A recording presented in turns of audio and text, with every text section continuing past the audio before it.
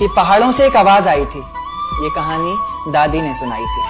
एक परी रहती थी बादलों में, एक लड़का गिना जाता था पागलों में। कहता था बादलों से कोई आने वाला है, जमीन पर उतरकर मेरी सांसों में समाने वाला है। उसे बिना देखे इजहार करता हूँ, कहता था मैं उसे खुद से भी ज्यादा प्यार करता हूँ।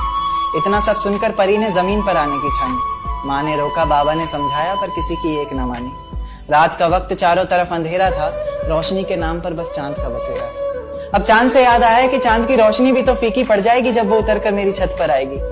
तो कहानी ने नया मोड़ लिया। परी ने प्यार की खातिर ख्वाबों से रिश्ता तोड़ लिया।